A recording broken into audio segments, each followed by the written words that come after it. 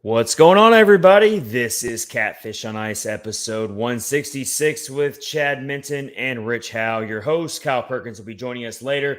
We are doing live game reaction in this episode. First episode of 2023 of Catfish on Ice podcast. How's your new year going, Rich? We're three days so far. Good so far, 3 days in. We'll see how it goes. These years fly by. As you get older, the years just fly by, man. They do. For you are at 100% correct on that, sir. We're going to be giving you live game reaction of Preds versus the Canadiens. They are in the second period. It is a shootout. We're going to give you all of our reaction to what's going on in this game. It's been a roller coaster of a game. Should we expect anything less when it comes to the Nashville Predators? No, absolutely not. But before we really get into what we're talking about tonight in episode 166 and all of these very unimportant things when it comes to sports and hockey and who wins and who loses, we do want to address what happened in the Buffalo Bills Cincinnati Bengals game last night. One of the scariest moments that anyone could ever see in an environment like that on the national stage, that millions of people watching, if you count the people watching on TV. And I just want to say, and I know Rich agrees, and we all are there, and the whole world right now is behind Damar Hamlin, and it's a very scary scene. And we're going to open up the episode just talking about how scary that was, how much he is in our prayers, ways you can help. There's a lot out there right now. Yeah, it was so I wasn't watching it, but I checked Facebook, and my brother-in-law and my father-in-law are huge Bengals fans, and he was like, prayers for Hamlin. And I was like, no, I didn't even know what was going on. And I flipped the TV on. At that point, when I flipped it on, he'd already been taken off the field. But gosh, man, it was just, you watch it, and it's heartbreaking, man, to watch something like that. Yeah. I mean, we've seen guys get hurt, and we've seen guys get hurt bad, even in hockey. But I don't think I've ever seen anything quite like that. Well, so here's my thing. When we watch these athletes in all of these sports, they're world-class athletes, and they take, especially in football and hockey, but in basketball, in all of the sports, they take these injuries, they take these hits, and a lot of times they just hop right up. And, you're asking your friends, if you're watching the game with someone, you're thinking, how did they pop up like that? Like, these are, world-class athletes and whatnot. And that's kind of how this started. And unfortunately, he dropped almost instantly. And it really, we're not going to get into the whole controversy of what the NFL decided to do. I'm sick about all what I'm hearing about 5-minute warm-ups, and then you're back on the field. We're not an NFL podcast. We're not going to go down that rabbit hole. We're going to focus on the human aspect of this, and we can't talk about hockey tonight until we talk about this. There are some things that are going on right now for Damar Hamlin. He is in critical condition. That's all I can really say. That's all I've seen. I don't know. That's all I've seen too, for sure. Blunt force trauma to his heart area caused this cardiac arrest. All I'm saying is, people, there are ways that you can support this great young man who started a toy drive while he was in college. Yeah. He hadn't even made it he's a 6th round pick in the NFL. Yep. Before he even knew he was going to be famous and be in the NFL. This man went out there and wanted to make a positive change for his community by doing this toy drive. Rich, have you seen some of this, what he has done for his local town in western Pennsylvania? He started a toy drive for these local areas, and it started out at a $250,000 goal. before this happened, and since then, so many people have come together and raised. The last time I checked, it was at 4.7 million. Oh wow! So last night when I checked, it was 500,000. It was up, but that was like not very long after they ended the game or whatever. Wow, that's amazing. It might be over 5 million by now, but it Wow. was 4.7 million last time I checked. So that goes to show you it shouldn't take a tragedy like this for people to come together. Mhm. But I do applaud what I saw on social media for the most part last night was everyone rallying together to support this young man who is Yep. fighting for his life right now to play a game. Mhm. And And his Rich, I know we lost. I know we lost another big figure in the sports world. Yeah, like while I was watching the game or when they had postponed it, my brother-in-law again sent me a message that Ken Block died. I don't know if everybody knows who Ken Block is. He was the founder of the DC Shoe Company. He sold that company and got a bunch of money, and then went off and drove rally cars. And he does all these crazy uh, stunts with cars. Like he drove a 1,500 horsepower Mustang up Pikes Peak. There's a big video, like does all these videos, but he died in a snowmobile accident at his home. So yeah, he's got like, I know he's got a 16-year-old daughter, and I know he's got a couple more kids. I just don't know their ages, but yeah, they're um, yeah, it's crazy that it happened on that same night. So Yeah, it's tough, and what we need to realize is that when we're watching these athletes and these larger than life figures, these celebrities, whoever they may be, whoever we look up to, these are all humans here, and we get caught up in the competition of it, especially as fans. for We want our teams to win, and when you're watching these highly uh, physical sports, especially in football, and they're Oh, yeah. trying to make it more safe. And this isn't one of those situations, necessarily where um, it was a really nasty hit that made you Yeah. cringe. But we see those types of hits all the time in football and also in hockey. Yeah. And so, these leagues are constantly trying to figure out ways to make it safer while also keeping the game the same the way it is. But I think what we need to take away from this, other than obviously continuing to do whatever we can to send our thoughts and help out any way we can. And we feel so helpless in a situation like this. Oh yeah. I mean, But you think about the family of Damar Hamlin and the family of anyone going through this right now. And you feel helpless, but yeah, seeing for sure. what the toy drive is doing, and I've seen some recent news thinking that there's hope that Damar Hamlin will be able to bounce back from this eventually. Like, thank God there were medical professionals Oh yeah. readily available to jump Yeah. in and do what they had to do. Yep. But And his mom actually was down on the field and then rode in the ambulance. I just can't even imagine going through something like that. you saw an outpouring of support from all over the sports world, as you would expect. And we watch a sport like hockey where you see guys constantly get thrown into the boards just like crazy physical and fast speed, and they bounce right back up.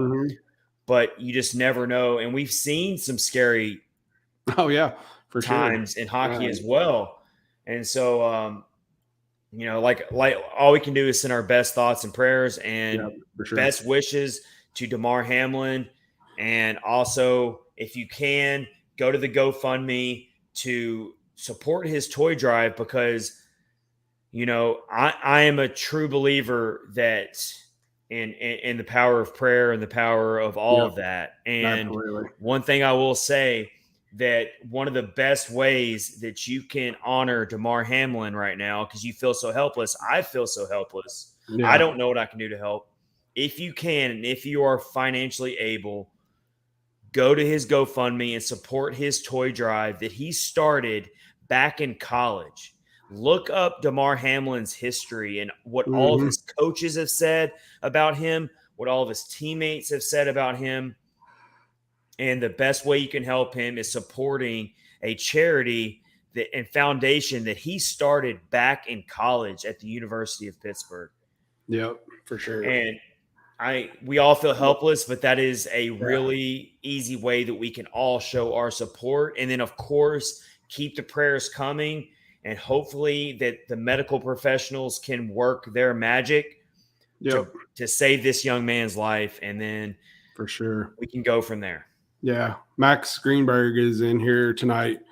He said, don't forget about T. Higgins. That's the Bengals player that he was trying to tackle or whatever. And he feels pretty awful, although he did nothing wrong, but you just still, Yeah, I mean, when you say killing someone, I mean, he obviously, it's a brutal sport, and it was, I mean, he probably feels horrible as well. All those we got to think about all of his teammates on the field, that are. I mean, it's a very scary situation, and that's what these athletes go through, and we lose sight of that sometimes. We do. Yeah, lots of people lose sight of that. That they're human beings. Yeah. So we wanted to open up with that. We are going to try to talk about some hockey tonight and talk about what's going on tonight. The Predators are now winning 5-2 over the Montreal Canadiens right now. One thing I can say about this game, Rich, is defense is optional. Yeah, it is definitely optional, especially for Montreal. If you don't feel like playing it, you don't have to. Don't do it. We won't fault you for it. Right. The Preds in that first period did not play very good defense either. They did not. No. Yeah. Here's something we haven't seen in a while. Mike Twitter's in here. He said, "Bang!" We haven't seen that in a while. That was the goal to put them up 5-2. So that was awesome. Yeah. So it was 3-1 going into the second period, right before we went live for episode 166. I did, not to toot my own horn, but before this episode, I did tweet out that there will be ample opportunities for the Predators to score 4+ goals. I might have undersold them a little bit, actually, because they've already scored 5 goals. And we're not even at the end of the third or the second period yet. So maybe I undersold the goals. The goals have been great. They've been really great goals. I mean, the 2 that they've given up against Montreal, you probably want those back, but because it was defensive lapses by the Predators. But overall, I mean, they're playing really well. Things you can't get away with. Things you can't get away with against elite teams, though. Right. You cannot. No. Yeah, if it was anybody else, I mean, I'm not going to say that because I've said it before and you've said it. Any of these teams can beat any of the other teams on any given night. Montreal's not great. Everybody knows it. But, if you were playing somebody else, the score would probably be a little more close. But so let's tell you what else we're going to be talking about here in Catfish on Ice, episode 166, presented by DraftKings, with your promo code THPN, and also part of the Hockey Podcast Network, of course. We are going to continue to watch this game as we're coming up on the second intermission, as the Predators are trying to, do what they like. They're doing what they like to do to us. They like to toy with our hearts and hang around the playoff race and not. They don't want to be too bad. Like, They want to hang. They want to hang around in the middle. That's what they want to do. They do. That's their MO. That's what they do. They are. I will say this, and I'll expand on this a little bit later. They have been showing a lot of gradual and promising offensive strides lately. Their passing has been more crisp. Their zone exits out of their own zone have been more crisp. It's looked like they've been more on the same page with each other. Are you seeing the same thing, Rich? I have, yeah. The main thing I noticed is the passing. The passing is way better. I don't know what switch they flipped, but it looks a lot better. Yeah, more offensive zone time, which is always a good thing. They've been doing a little more of that. Yeah, I don't know. It's like a switch has been flipped, and they're just all of a sudden like gelling and playing better. So Yeah, I'm we'll seeing the take same it. thing. I'm seeing the We'll same take it. thing. We are going to expand on that a little bit more. We are also going to get into, it's the trade rumors are going to be buzzing, and a team like the Nashville Predators are going to be in the middle of all those discussions because they are one of those teams that's teetering around that. Are they sellers? What are they? Of course, a lot of that is going to be predicated on what happens in the next like 2 or 3 weeks in Yeah, terms of, do the Predators have a win streak under their belt to get back into that wild card discussion? Because they're still a little bit out of there right now.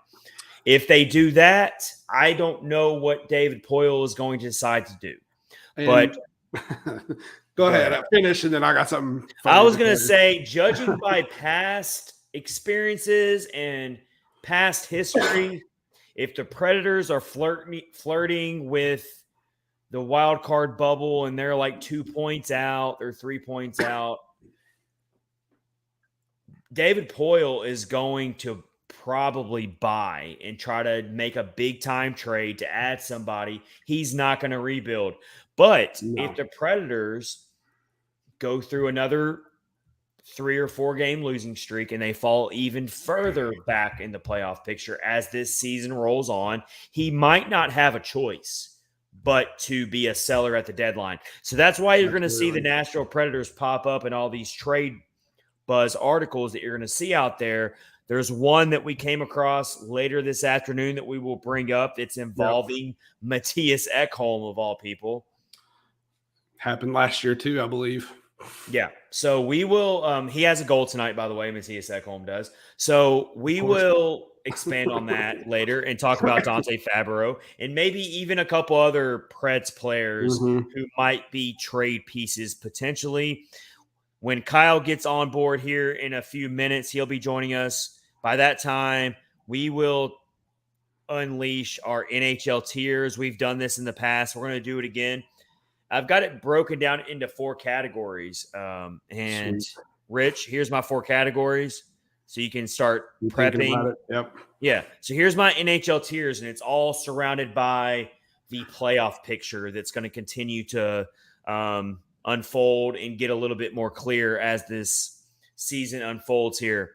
And we're like really close to the midway point of the season. I So know. It's crazy. here's my 4 tiers right now that we are going to put all of our teams in here later in this episode. Our first tier is going to be Elite Cup contenders. Awesome. Our second tier is going to be dangerous if they get in. That's a good one. Our third tier is going to be not invited yet. So that means they're not invited to the party yet, but they still have a chance to make it on the guest list. Good.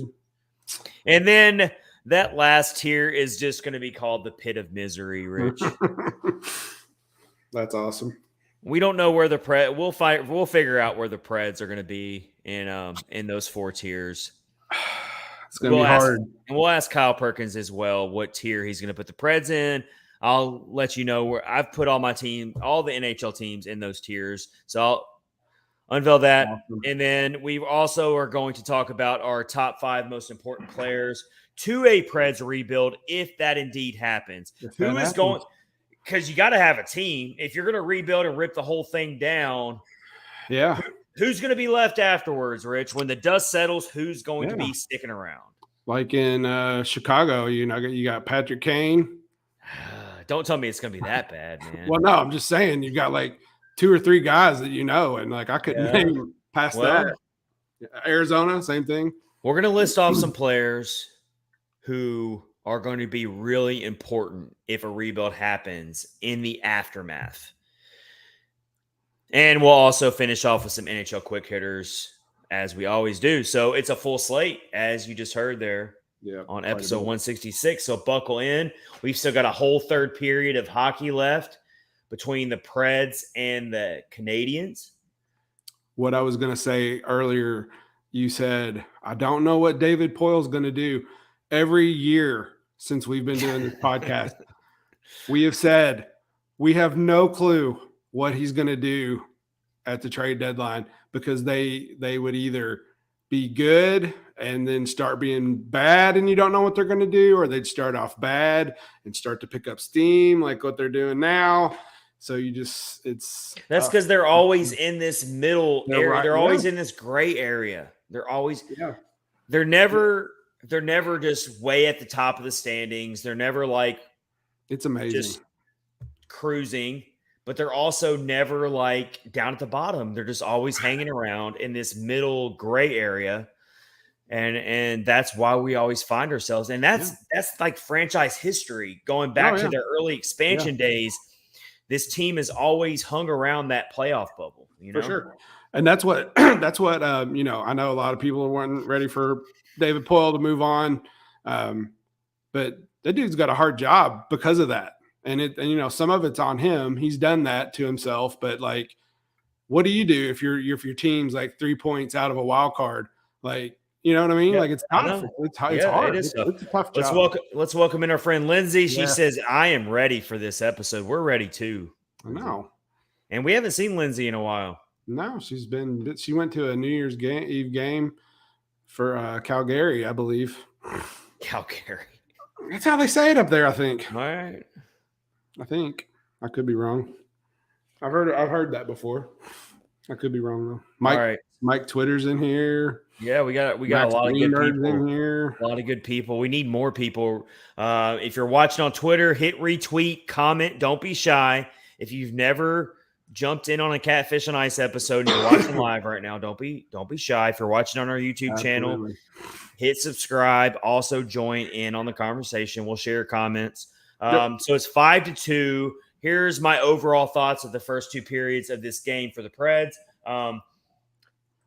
Win or lose, but definitely if they lose. But I will say either way, this isn't a game that you're not going to take a ton of stock out of, because the Canadiens are who they are.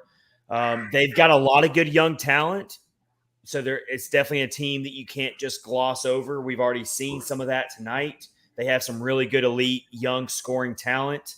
But the Preds should do what they're doing right now on the scoreboard, and that is dominate a team like this on paper.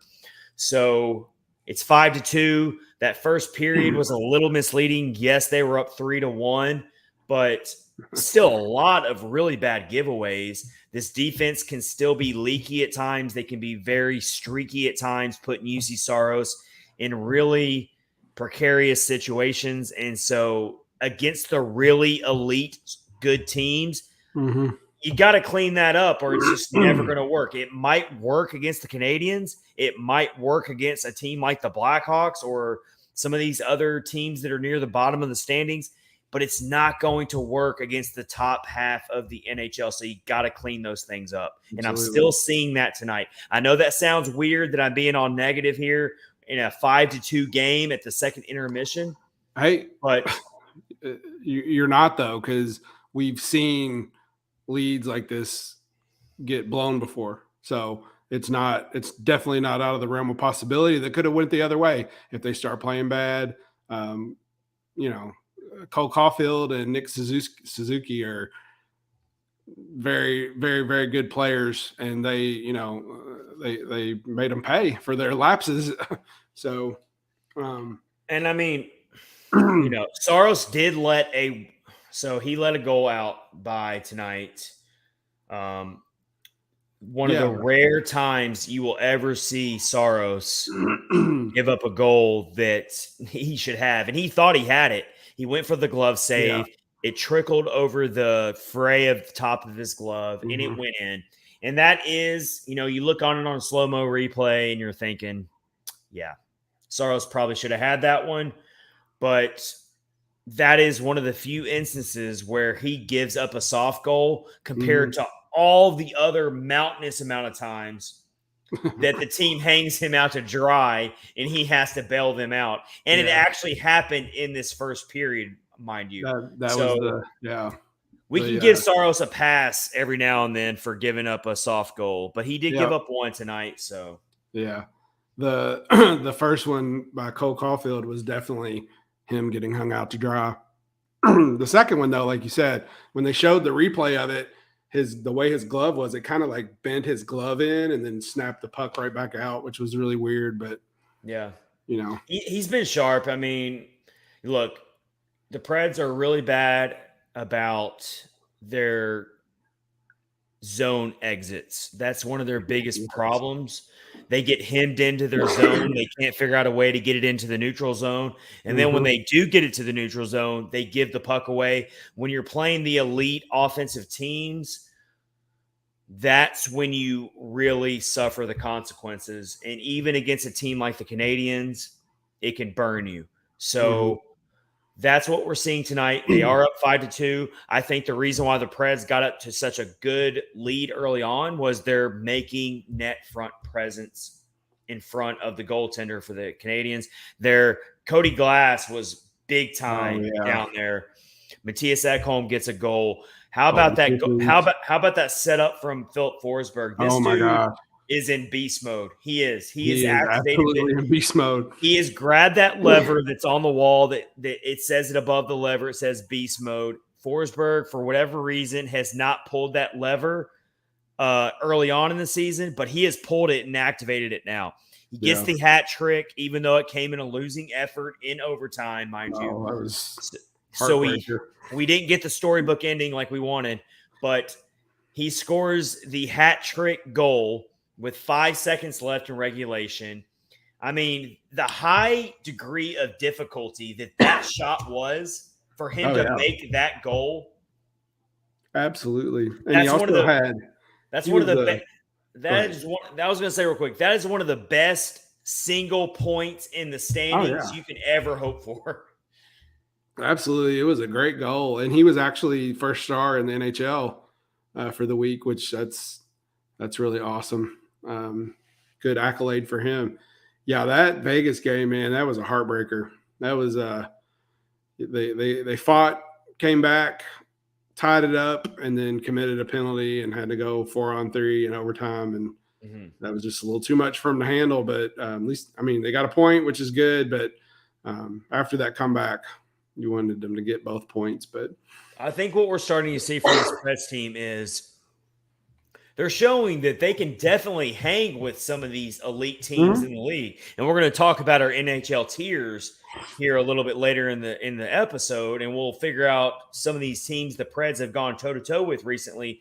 Where are we going to put those teams? They beat the Edmonton Oilers recently. They went to overtime against the Avs. And then they went to overtime against the Vegas Golden Knights. So these are some of the teams that we expect to be Stanley Cup contenders and very big players in the Stanley Cup playoffs later this year. So the Preds are showing they can go head to head with these teams, but can they finish? Can they win these games in a 7-game playoff series? Can they keep that pace up? You're not going to convince me of that right now. No, me either. And if you look at the Dallas game, they did lose, but they hung with Dallas throughout the whole game. I mean, that was a really good game. That's a game I left out there. If you take out that really bad early giveaway by Tommy Novak, which led to the Jamie Benn goal, then that game is tied, and that game goes to overtime. Yeah, for sure. So, yes, that's good that you brought that game up, Rich, because that was another recent game where the Preds went toe-to-toe with a top elite team in this league. And they come away with 0 points in the standings in that game, unfortunately. That was the heartbreaker of all. That was a heartbreaker, yeah, for sure. Because they were so close. Just that final minute gave up that goal, but what are you gonna do? The Stars are on a train, though, right now. I mean, they can't be denied right now. I would have never thought that in a million years.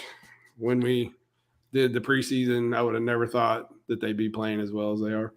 So, looking at the scoring log tonight, Cody Glass has a goal, his third. Colton Sissons has his 5th goal of the season. Colton Sissons has been stuffing the stat sheet lately. And I will say that one lineup decision that John Hines has made recently that seems to be really well. He's made a couple actually that have really seemed to be panning out and making him look like a smart man recently.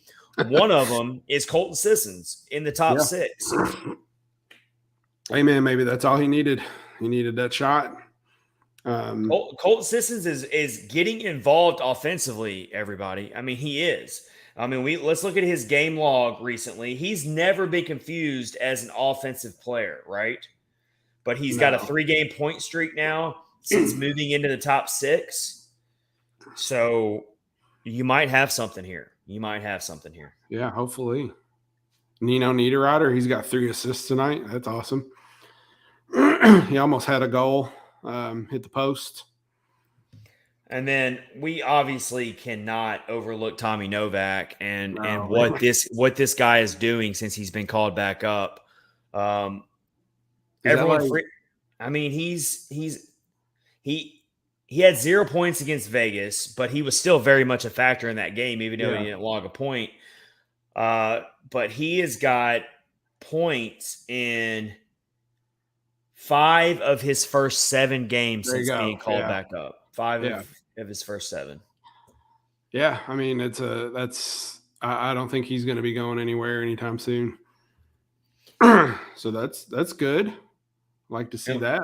When he came out of the lineup last season, he hit the COVID list and was just never able to make his way back into the lineup for whatever reason.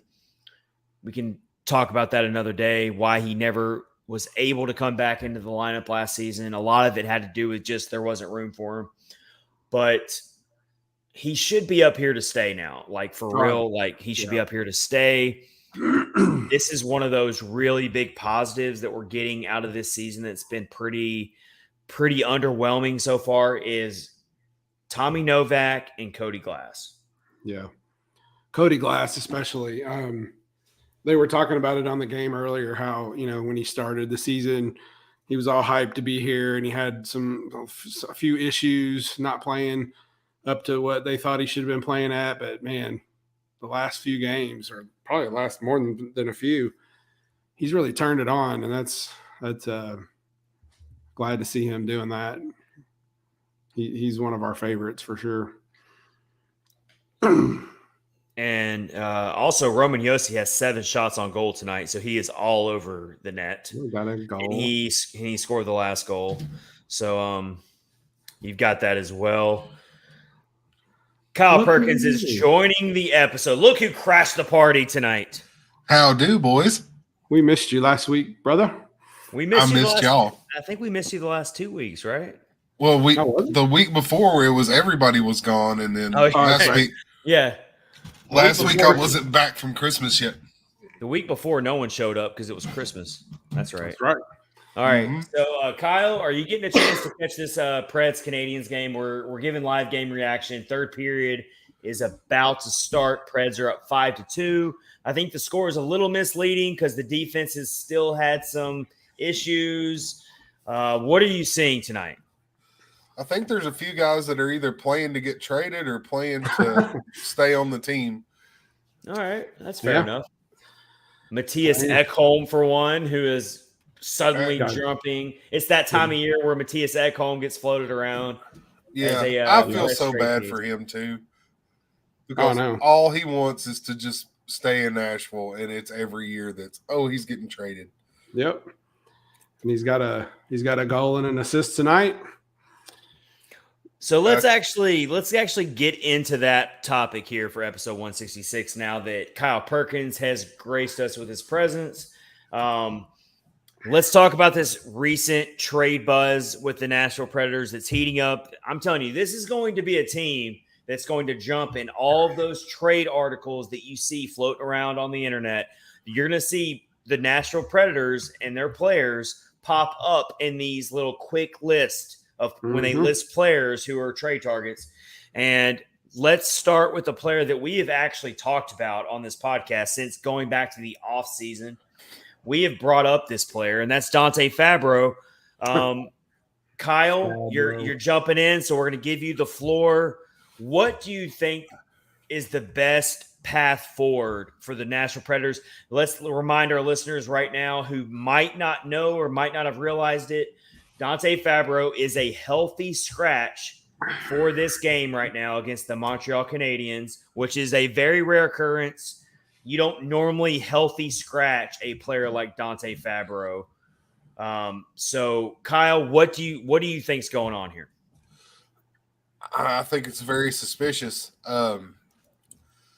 Agreed. You know, we let Tolvanen go for what he went for, and I've been a lot more upset with Fabro's production than I was Tolvanen's. Mm-hmm. If you can get anything for Fabro at this point, I think it's a good thing. You've got a couple of other younger defensemen in the organization coming up that could fill his spot. He's proven that he's not that top paired defenseman that he was supposed to be. I mean, you can find a guy that's going to play beside Jeremy Lauzon for a nickel. I mean, there's one in there tonight. Yep. And Roland McEwen is, I mean, I've seen some pretty bad third pairing defensemen roll through this Nashville Predators organization over the last 6 or 7 years. And Roland McEwen, I'm taking a flyer on him. I don't think he's that bad. I don't either. And when they brought the other guy in with him when McDonough was out too, they both did their jobs. Kevin Gravel, yeah. That's it. Yeah, they both did their jobs. They did exactly what they needed to do. They played together in Milwaukee, so it was good to bring them both as a pair. Hey man, you know they said they brought him up for some competition to show. Like, and I think that's why. Here's just my sneaking suspicion, and then I'll see what you guys think about this, but it seems pretty obvious.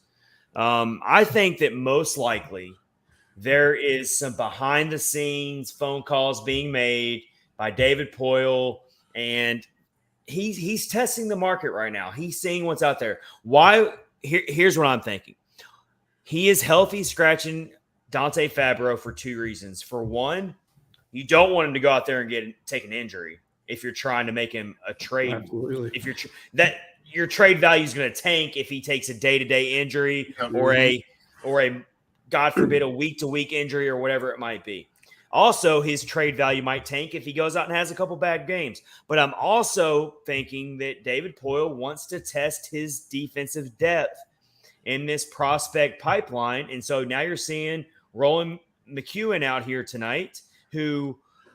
He already had to go out there when Ryan McDonough was out for a while, and when Jeremy Lauzon was out, Alexander Carrier was out. Remember when the Predators lost all those defensemen all at the same time? Yep.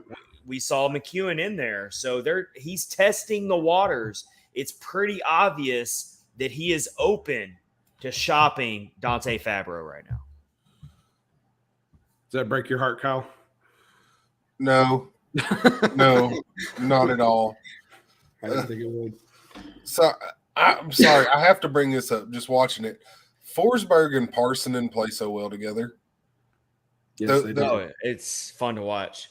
Forsberg even brought it up how much he likes playing with him. That's good. That's awesome. Anyway, it was just this little sequence, but we're doing live game reaction right now. The Preds are on the power play. They're up 5-2. They're nursing a good 3-goal cushion against a team that gives up a ton of goals. They're one of the highest scored teams against in the league, so it shouldn't shock you too much that the Preds have 5 goals. But at the same time, the Preds are not a high-scoring team in terms of NHL looking around the league, but they've been showing some promise as of late on the offensive end. So with Tommy Novak and Cody Glass, 2 goals. Yep. Yeah, absolutely. So happy to see Cody Glass having success. I mean, I'm watching the sequence right now, guys. I don't know who's on what seat, if you're ahead of me or whatever, but this passing looks worlds apart different than what it looked like maybe 3 weeks ago. It's amazing. They're back on the same page. They're, even when they don't score, or even when something breaks, maybe there's a pass broken up, or maybe the goalie makes a really spectacular save, they're generating offensive chances finally. They're manufacturing stuff right now. Yep, they are. Yeah, and they don't look lost. They don't, and they're like when they try a stretch pass, you'd be like, oh boy, that one's gone. But not anymore. I mean, they're even getting those through, which is good. So. And you're seeing so the captain Roman Yossi out there just quarterbacking this team. Like I call him a quarterback, especially on the power play. Roman Yossi is out there on the point. He's quarterbacking it. And then Philip Forsberg is, right before you jumped in, Kyle, I basically said, look, if there's a lever on the wall and it's labeled beast mode, we were waiting for Forsberg to pull that lever for the first month or two of the season. I think he's activated that lever. Yeah, he's notoriously streaky, but man, when he gets on one, it something? Man. Yeah, he's on one now. Yeah, he's looking like the $9 million Filbert. And as you guys have both said, it's not just Forsberg. It's his line mates. It's Cody Glass. It's Tommy Novak. It's Juuso Parssinen. They're all contributing to this right now. And it's really cool to see no matter what happens with this season. Let's say the Predators miss the playoffs. Okay. One thing that I think we have in the bank right now that we're going to be really happy about is we're finally seeing some of the training wheels pulled off, and we're getting to see some of these young players go out there, and they're going to make some mistakes. Parssinen has made some mistakes, some bad mistakes. Oh, yeah, Tommy Novak made a really critical giveaway that led to that Jamie Benn goal.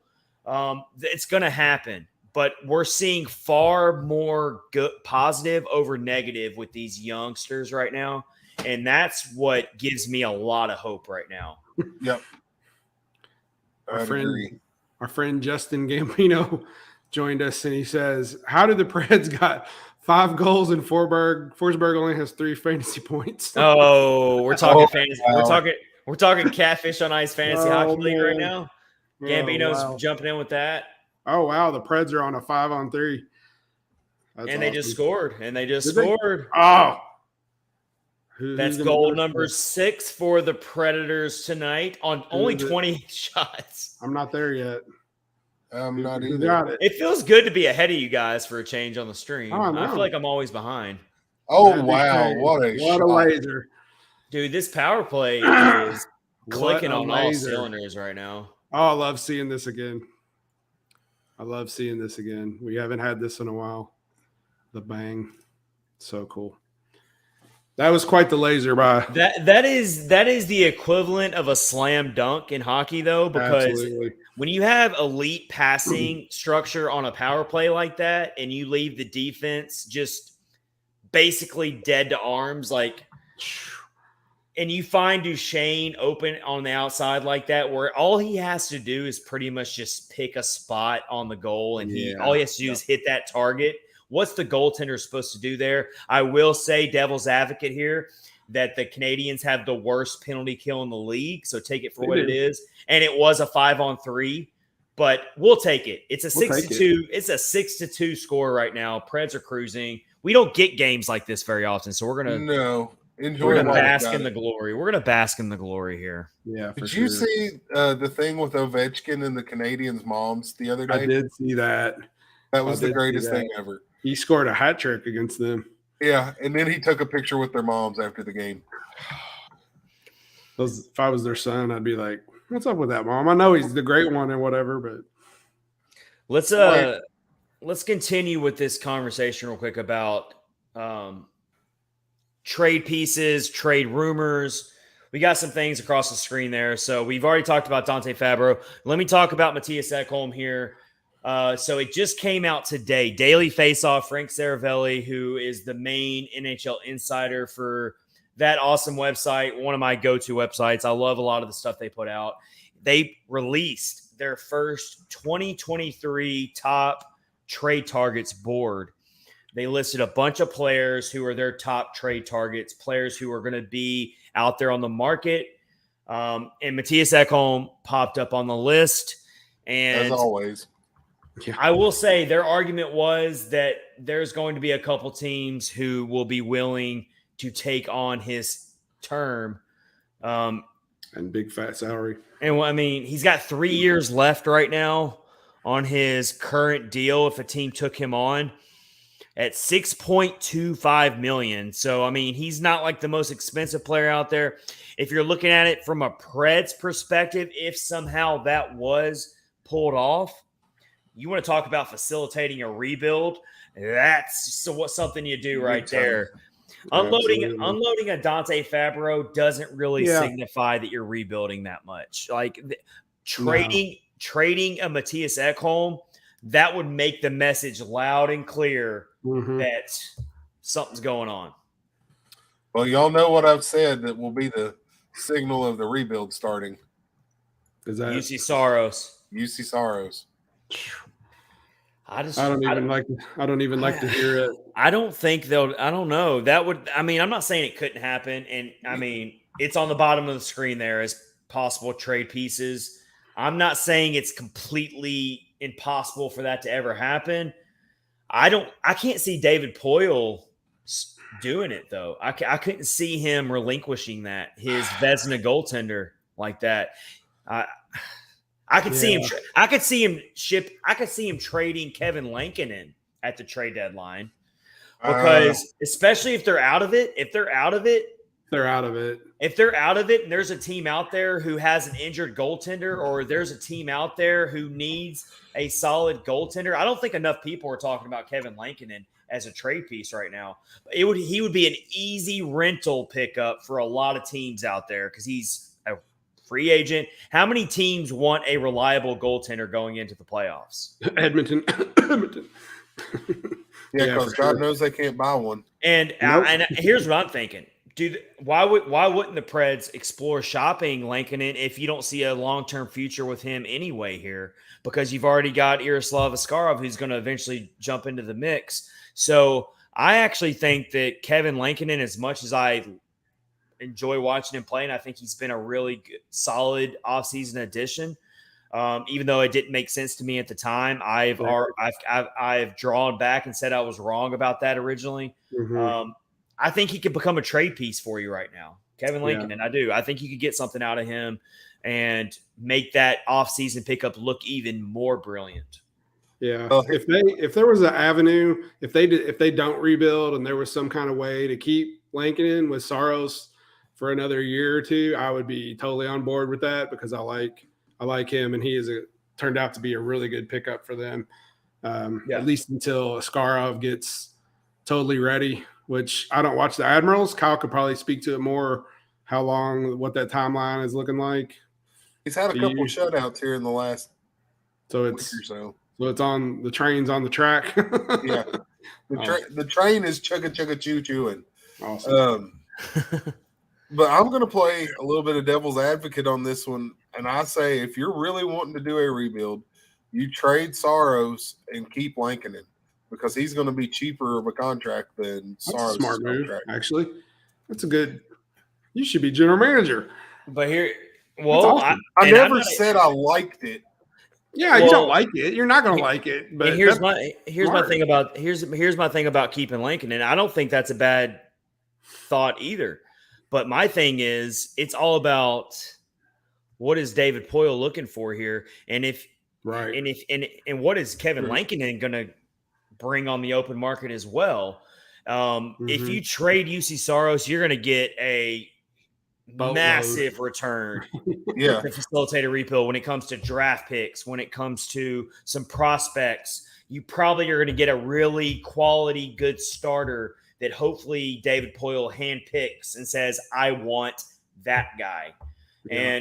And hopefully it's someone on the young end of their career who has a super high ceiling. I won't even begin to speculate what teams are out there who could make a UC Saros trade even possible because I haven't even looked into it.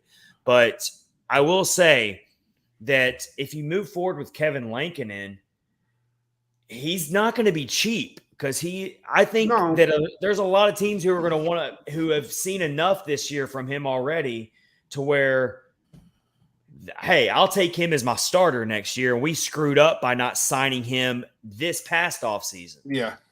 Yep. So, I mean, it's a really tricky situation right now.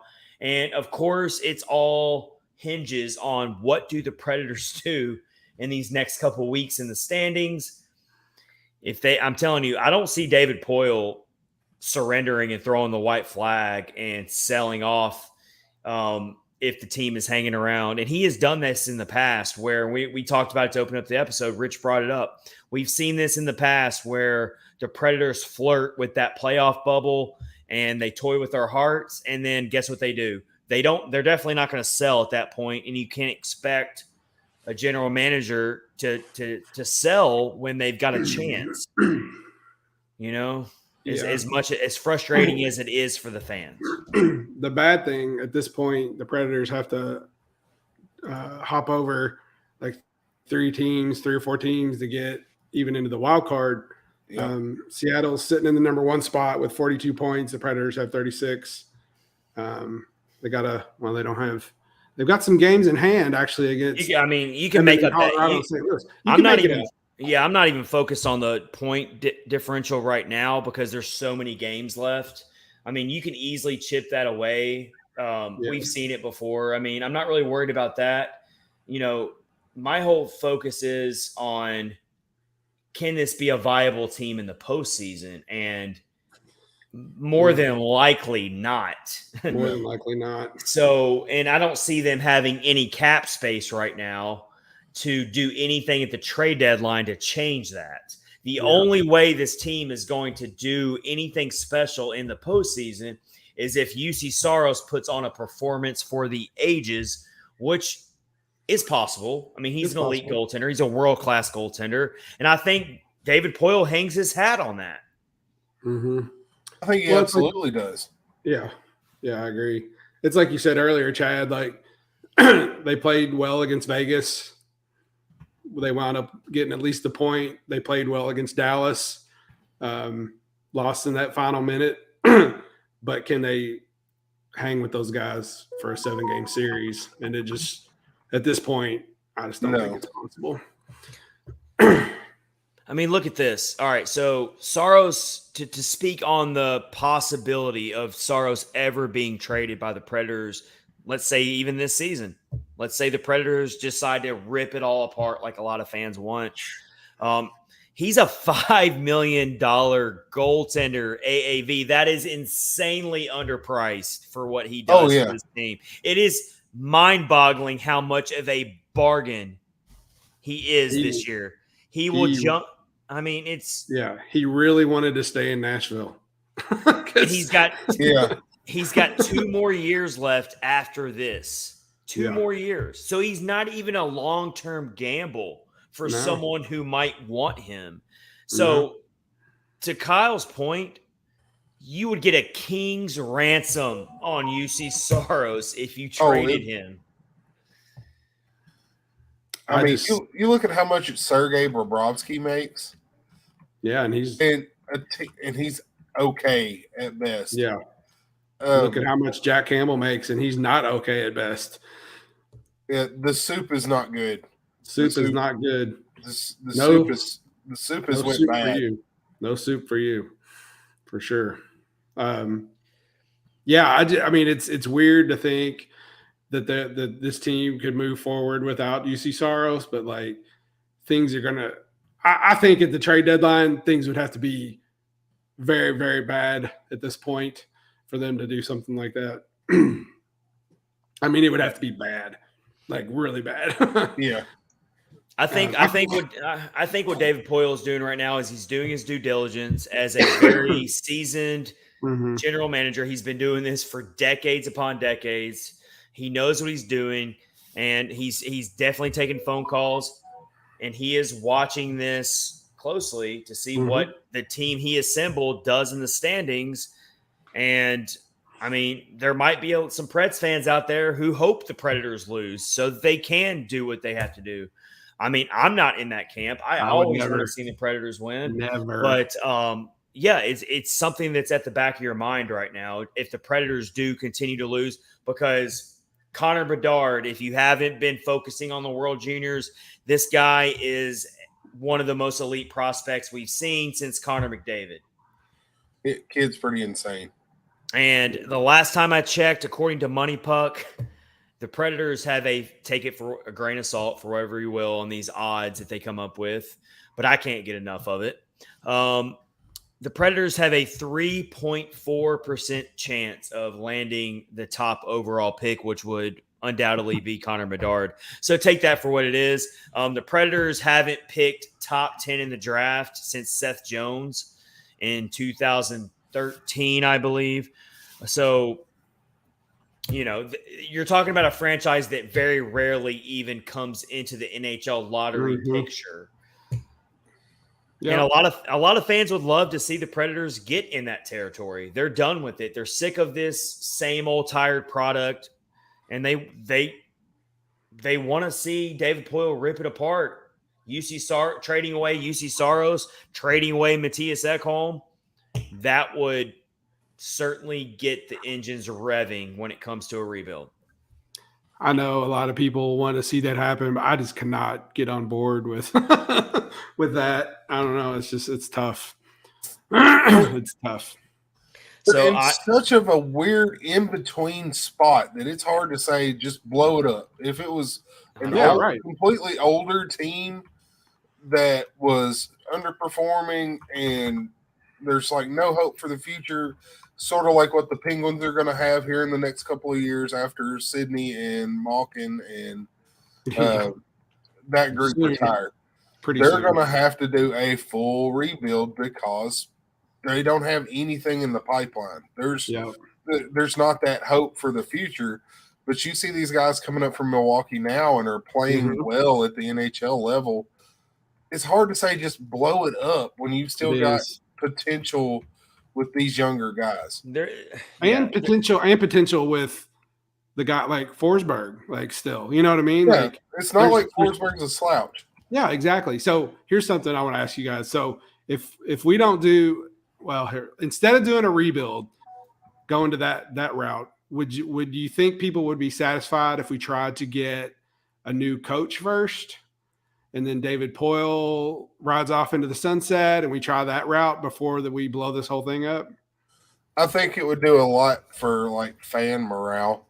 I don't know that it's going to do a lot for. Well, here's the thing. What people don't realize is you might not like John Hines and you might think he's not the right head coach long term. And I tend to agree with that.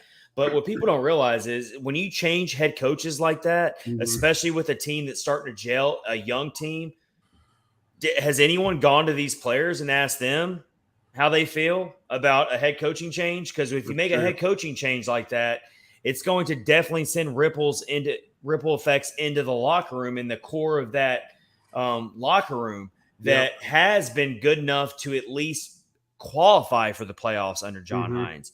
And so I would think that a lot of those players don't listen to all this outside noise, and they're playing for John Hines, and they feel that they are good enough to win a Stanley Cup.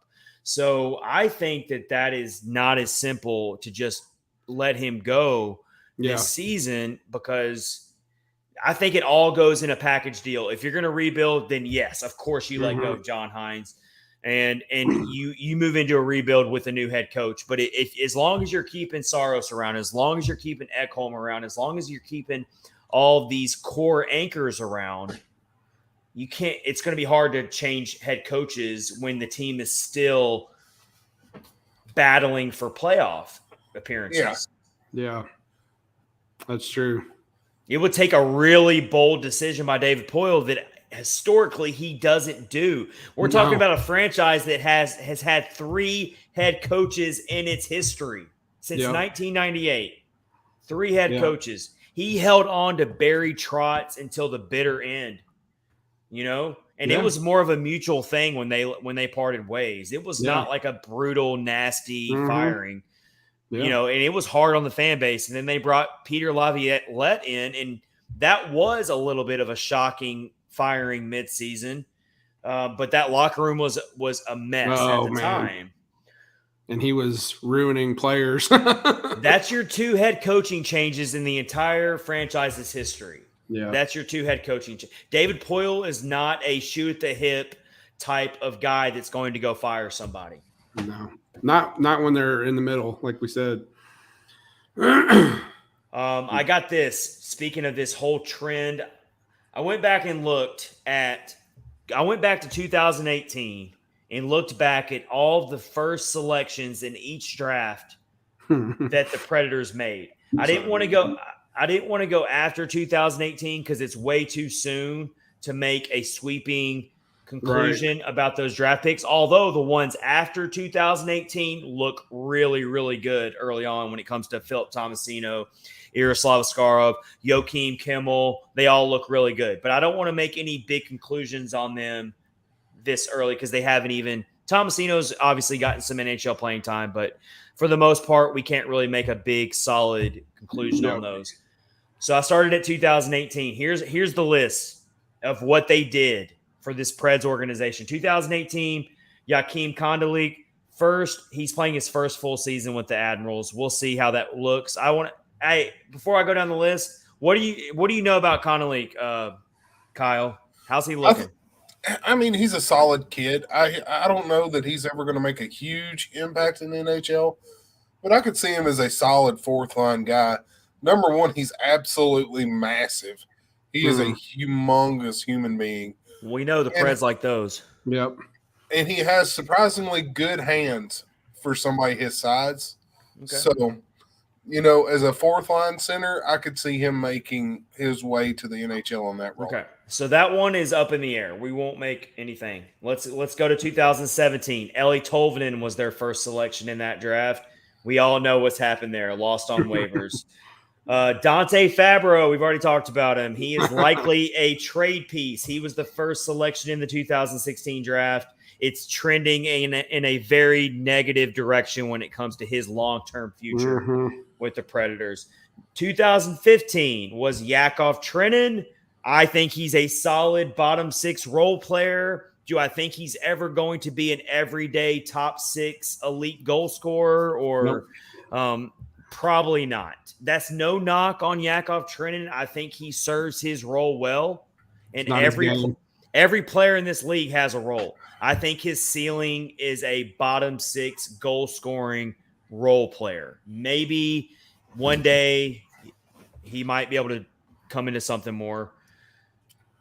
Maybe. What do you think about that, Kyle, when it comes to Trenin? Do you think he has a higher ceiling than that? What do you think? I think he's probably a second line ceiling. Okay. Well, that would be good then.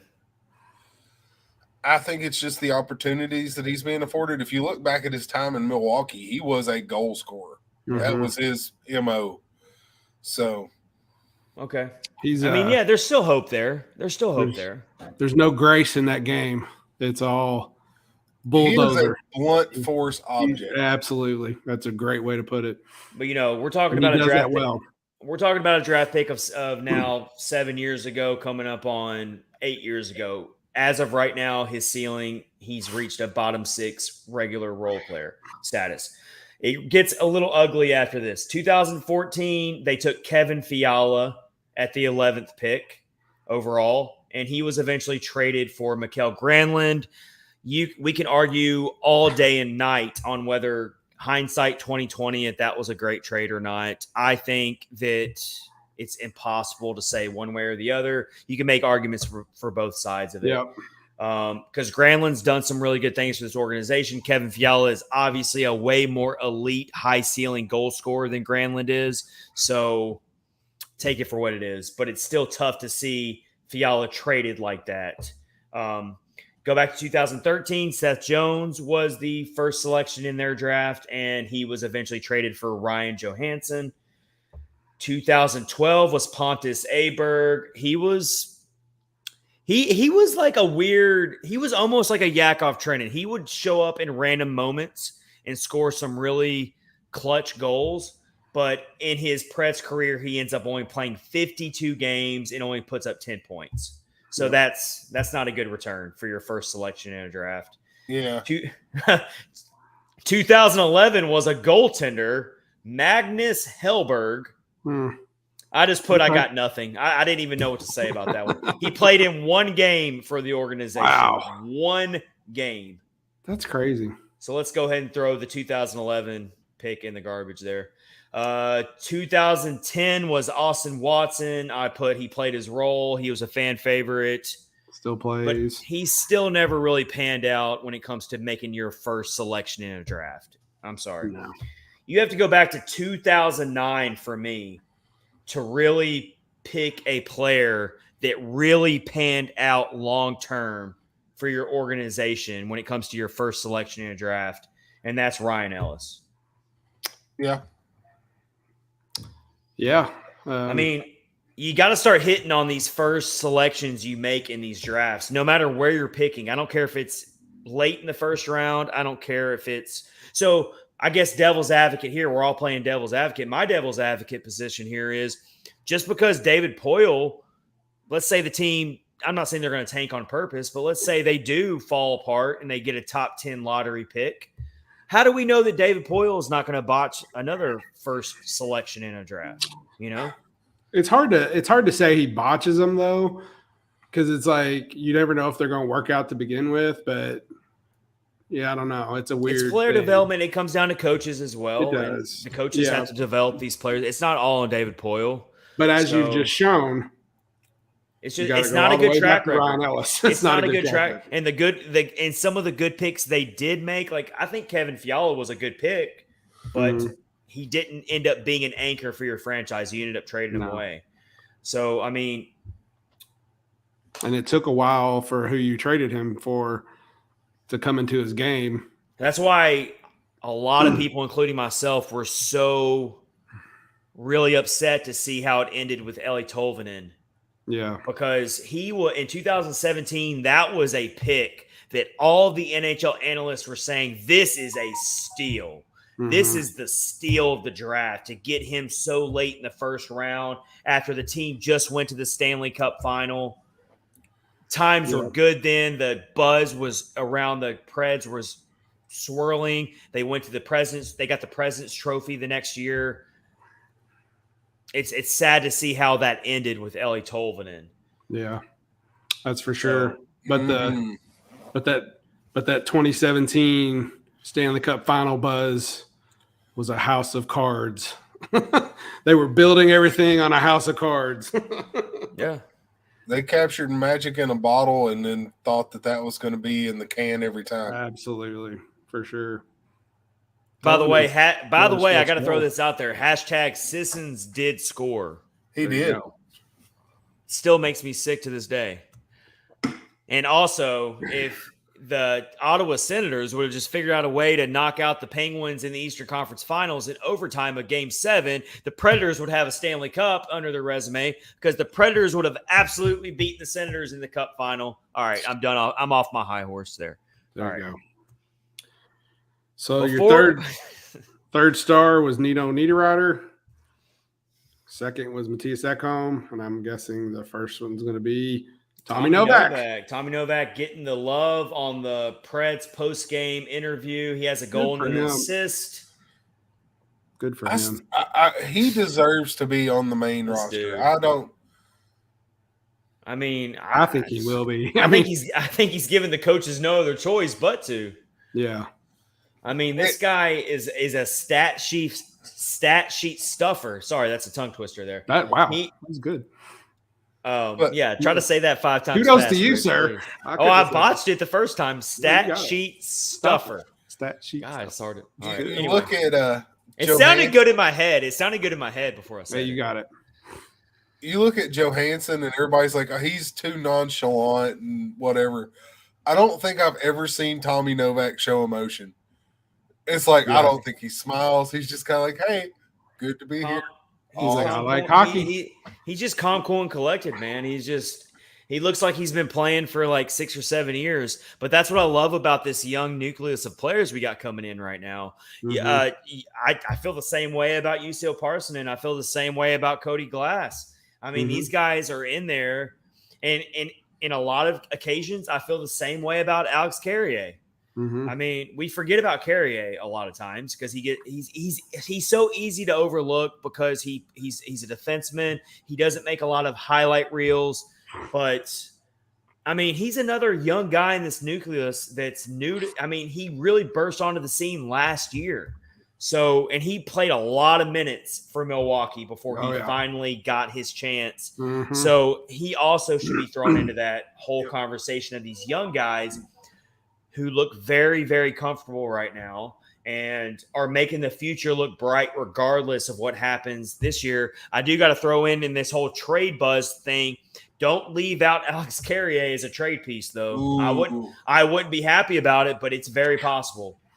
I think he's one of those pieces like you're talking about for a rebuild. I think he's one of those players that you would need. Well, personally, we're going to get into that in the next segment. I'm right there with you. I would not trade away an Alex Carrier if I'm thinking about a long-term rebuild. I'd rather keep him around. Mm-hmm. But at the same time, if you're looking to build assets and build draft picks and move on, then he's another player that would get a lot of market value as a young defenseman. So I'll just throw that out there. I don't think he'll be traded, but he's still someone you should mention. Yep. All right. So the Preds do win 6-2 going away. Easy win. About as easy of a win as you can ask for in today's NHL. 6-3, I should say. I'm sorry. The Canadiens scored late. Yeah. They got a late garbage goal. Gallagher scored. He put a watermelon up on the table and smacked it with a hammer and put it in there. How dare you mess up UC Saros's numbers? That's just rude. That's just rude. So Saros has been posting all these plus 90 save percentages lately, and then giving up that late goal put him a 0.01 percentage point below 90. So Gallagher, that was just rude. That is rude. Niederreiter puts up 3 assists on the night. So good game from him offensively. Ekholm puts up 2 points, a goal and an assist. Glass gets a goal, his third of the season. Sissons gets a goal. Novak puts up a 2-point night to continue his offensive tear. And then Matt Duchene gets on the scoreboard for his 11th goal of the season. And congrats to the Duchene family for for their new daughter. He missed one of the games recently, but no one's going to fault him for being there for the birth of his daughter. And I thought that was amazing that he was there for his family and for his daughter for that, because you can't replace that. Absolutely. So good stuff there. Good vibes. Let's talk about DraftKings real quick before we move on here. DraftKings hockey fans, light the lamp this winter with DraftKings Sportsbook, an official sports betting partner of the NHL. New customers can bet just $5 pregame money line on any NHL team to win their game and get $150 in free bets if they do. If that wasn't enough excitement, you can turn small bets into bigger payouts with same-game parlays. You're watching the game in the second period. You think that a certain team's going to score a couple more goals. You can bet on that. You can get on the same-game parlays to maximize your payout and win even more money on your bets. Combine multiple bets like which team will win, how many goals will be scored, and more for your shot at an even bigger payout. So what you got to do now, all you got to do, download the DraftKings Sportsbook app now. Use promo code THPN. Bet $5 on any NHL team to win their game. That simple. And get $150 in free bets if that team wins. Only at DraftKings Sportsbook with code THPN. Minimum age and eligibility restrictions apply. See our show notes below for details. If you need gambling help or assistance, have a gambling crisis, there are ways and phone numbers you can call to get support on that. All right. All of this rebuild talk right now as the Predators keep winning, so that's going to keep fading probably. But it's still very likely right now that it could happen. So, hypothetically speaking, and we'll go to Kyle first, who are your top 5 most coveted, most important players in the aftermath of a rebuild? So, players that you think are important to stick around after you trade away Juuse Saros, after you trade away Matthias Ekholm, whoever it may be, where you tear this team apart. We know Forsberg's around for the long haul. We know that Roman Josi is your untouchable. Those are really your only 2 untouchables on this team right now. It's Roman Josi and Philip Forsberg are your 2 untouchables. So you want people other than those two? Yeah, players who you think are going to be important for the long-term future of this team to climb through a rebuild. Wow. I know that's not an easy question. I know It's not. Parson and that's why I posed it. Parson and Carrier, Askarov, Kimmel, And the ESPN Tomasino. notification. And the ESPN notification. And There's my 5. Tomasino, Kimmel, Parsonen, Askarov, Carrier. Okay. That's Those are pretty good. I like Those are that. good. Well, definitely Askarov. I mean, come on now. I mean, if you go through a rebuild, then I don't know how you keep Saros and Askarov on the same team. Like one, I don't know how I could see a scenario where Askarov backs up Saros for a year. Yeah. I could see that happening. But Mhm. eventually you're going to pick one of the two.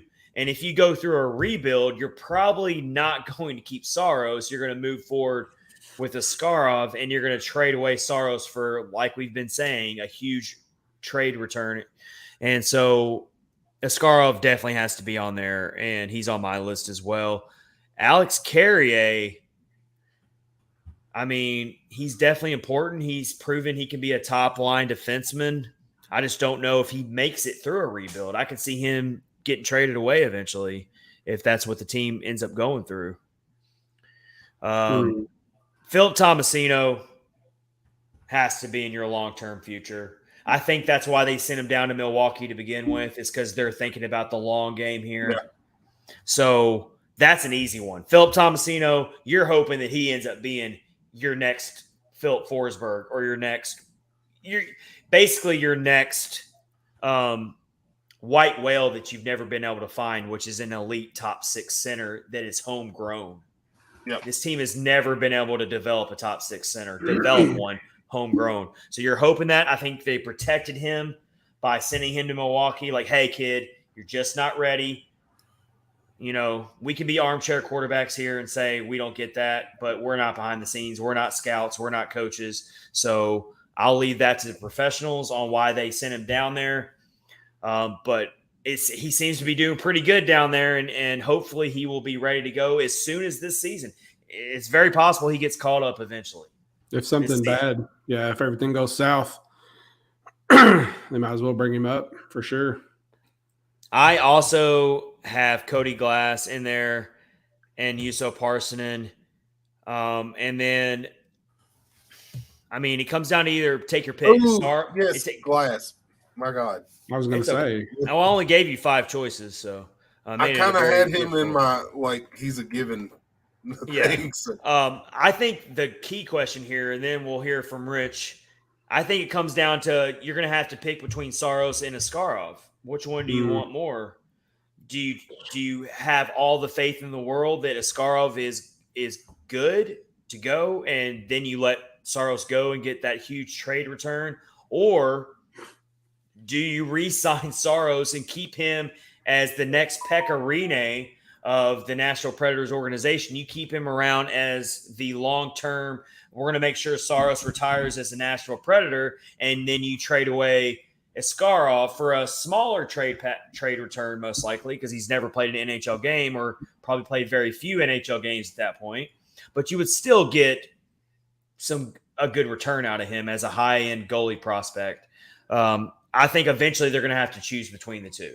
What do you think a few bad years of horrible Predators team would do for UC Saros's psyche, as far as could he handle getting scored on a bunch for a couple of years, or you think that I'm not worried about that at all with him. No, I'm not. I'm definitely not. He already shows that he doesn't let that rock him. How many games have we seen Saros just get completely just peppered for 30 or 40 shots and all these high danger scoring chances, and he keeps the Predators in the game. He keeps it to people wake up the next morning, they look at the final score, maybe they turn the game off early and they see, oh, the Predators lost 5-4. They lost 5-3. Oh, Saros must have been horrible because he gave up 5 goals. But they don't actually look at the game and see that if he wasn't an elite goaltender that he is, he would have probably given up 7 or 8 goals. So I'm not worried about that at all in terms of Saros being the anchor through a rebuild. The problem with that is, can you effectively rebuild when you have a Vezina Trophy goaltender? He's always going to keep you in the middle. Right. You know what I mean? So it's like you're not going to be bad enough as long as Saros is between the pipes. That's true. You look at the New York Rangers when they had Henrik Lundqvist. Whenever Henrik was in his heyday, they never were bad enough to rebuild. They were constantly like the Predators in that mucky middle. Yep. Yeah, that's true. It's absolutely the same thing. Yeah. I don't know if David Poile would ever be willing to jump off that ledge and trade away his coveted goalie he's always this organization's always had great goaltenders going all the way back to when they were an expansion team with Thomas Vokoun and Mike Dunham.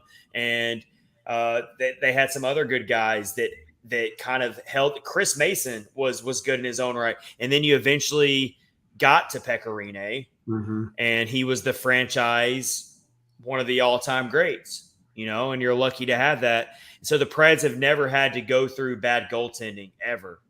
And I don't know if David Poile is ready to jump off that ledge and take that chance and take that leap of going to a Kevin Lankinen as his primary starter. And I don't know if he's going to be ready to turn the keys over to Yaroslav Askarov that fast, and that it would take him having to do it that fast because, Saros only has 2 more years left after this year. That's going to go by quick. Yeah. Yeah. I don't know. We're also assuming if the rebuild was to happen next year, is Poile even he might decide to retire after this season? You just never know. Is he the one you want leading you through a rebuild? I think we're at least a year away from a real rebuild from this team. I don't think it's possible. If you look at their cap situation right now and all of their contracts and where they're at, there's just not a lot that you can really move unless you move Saros. And that's why Kyle's spot on when he says it, that would be the piece you would have to move if you're really going to do it. If you're really going to jump in the deep end and do this, that's who you have to let go of. Because you look at their forward core right now, realistically speaking, no one's probably going to take Ryan Johansson.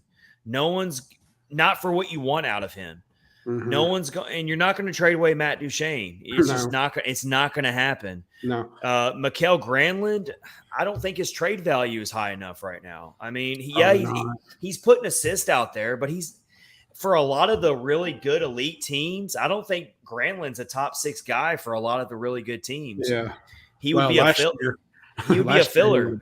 He doesn't score enough. He doesn't shoot enough. He doesn't finish. He doesn't. He's just not that. He's not on that level. Yeah. And he's also still got 2 more years left after this. So you're asking for a team to take on 2 more years. I don't see that as real. Nino Niederreiter, I could see that possibly. Yeah. Nino's been lighting it up. I mean, he had 3 or 4 assists. I have no complaints on Mr. Niederreiter at all. I could see if this team was willing to just sell off, I could see them saying, thanks for what you did for us, Nino, in this short amount of time. It didn't work out. Yeah. You're a $4 million player for 1 more year. We're going to send you this team who needs you more, and we'll take a couple prospects and a draft pick or whatever.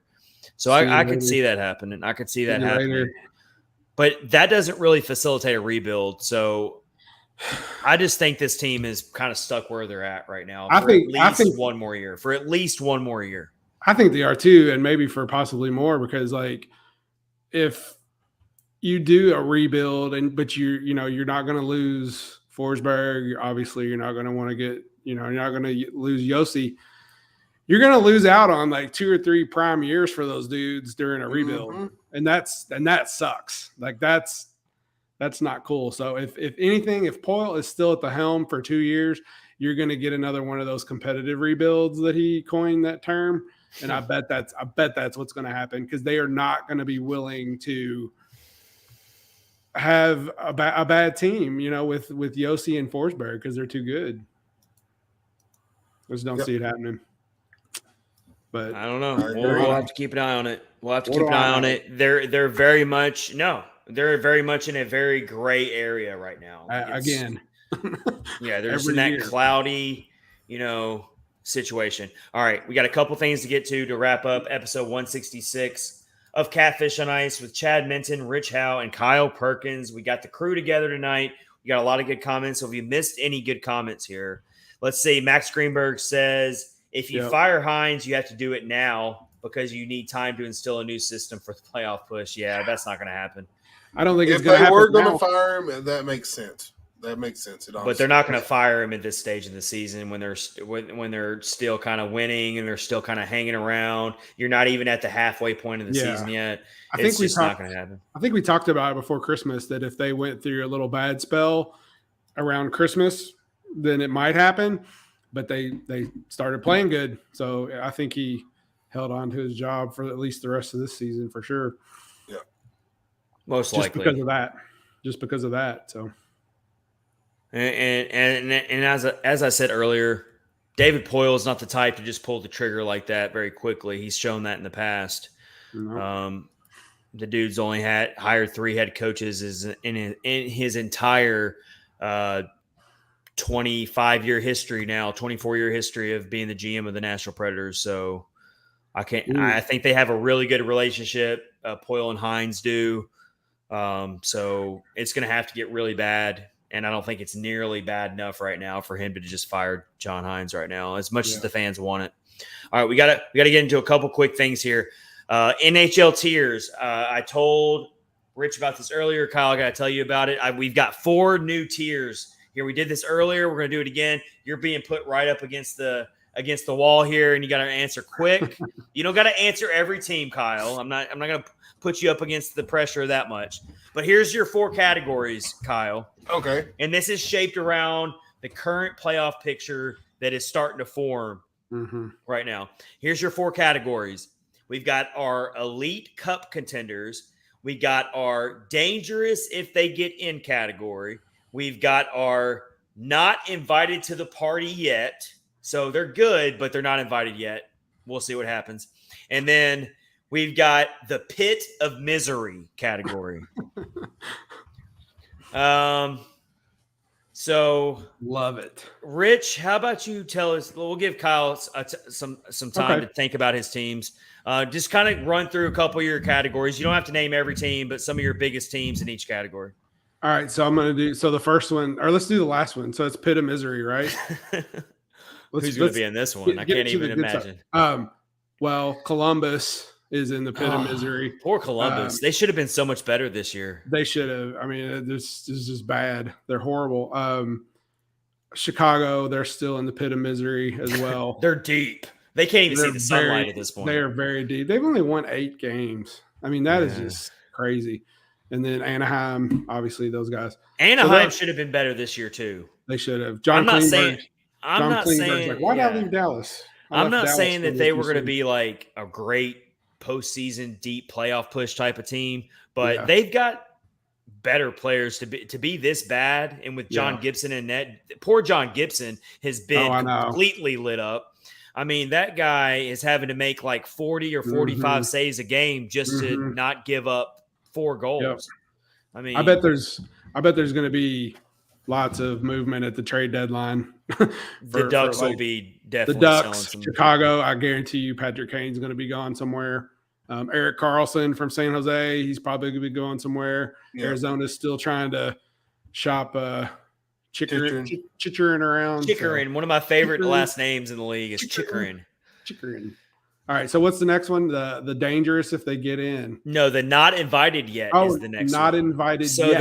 They're trying to get on that guest list to the playoff party, but they're not on the list. They're not invited yet. I would say that's probably where Nashville falls in. Yeah. Yeah, they're in pretty deep right now. So if they can get hop over a few of these teams, they'd be good. And a win over the Canadiens doesn't change my opinion at all. That does not help. It's nice to see them win. It's nice to get a comfortable win. It feels good, but it doesn't move the needle for me at all. Really doesn't help in the least. Let's see who else is Buffalo. Buffalo's been playing really well. Let me chime in on a couple.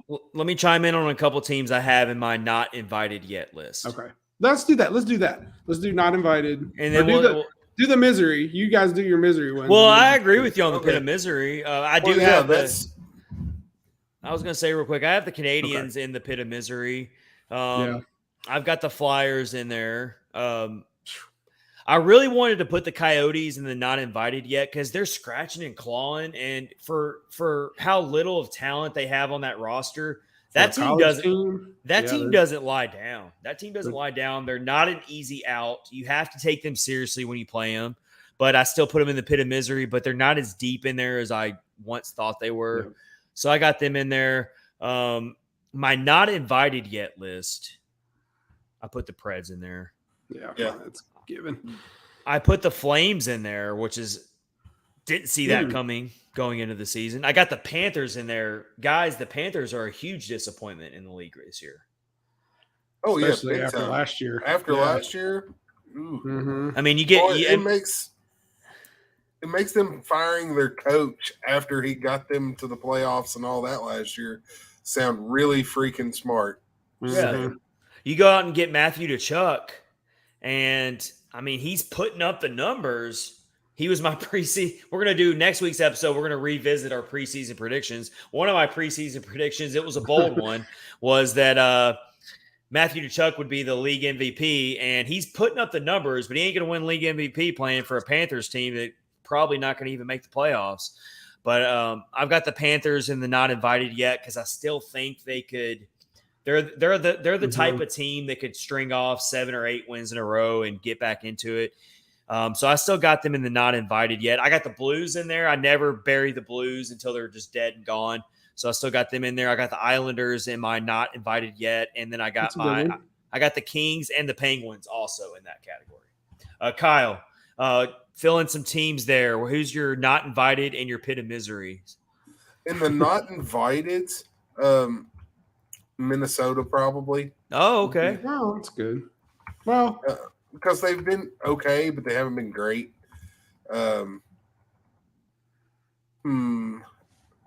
of misery. I would move the Canadiens up to not invited yet, but just on the strength of their young talent, Caulfield and Doc and those guys. They're fun to watch. They're at least having fun while not being great, kind of like the Sens were a couple years ago. Oh yeah. So I would move them up just a touch. I agree with both of y'all on Nashville being on the not invited yet. I think that's very more than fair. They should feel really grateful at this point that we give them that ranking. And they could always get invited. There's time. They could. There's time they could fix it. Definitely. And we're going to go for the sake of this whole exercise, the person who is writing the guest list is the Stanley Cup. And so right now the Stanley Cup is hosting the party, and the Stanley Cup has never graced the presence of the Nashville Predators franchise yet. And I think what the Stanley Cup is doing right now is they look at a team like the Nashville Predators, and they're going to host their 2023 playoffs. And they're looking at the Predators, and they're thinking, I just don't know what to think about you. I don't know who you are. I don't know what your intentions are. You're cool sometimes. So I kind of want to invite you to my party. I haven't had enough. But then you have enough drinks yet. Yeah, but then you have these other days where you're just really hard to be around. And so I just don't really know yet if I want to invite you. So check back with me in a couple weeks, and I'll let you know if you're invited. That's where the Predators are. There you go. That's a good one. We all agree with that. All right, let's go to the dangerous if they get in category. Dangerous if they get in. All right, I'll throw a couple teams out there, and then we'll go to Kyle. All right, I got a team that is going to be a little bit of a hot take here. Uh-oh. I got the Detroit Red Wings in my dangerous if they get in. It's not that hot of a take. That's believable.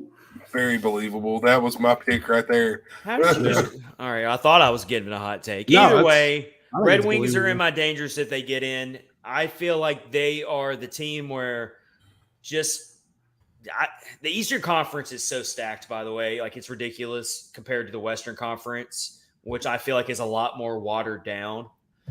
The East is just more elite. I think it's more stacked. It's going to be a bloodbath in the playoffs in the Eastern Conference.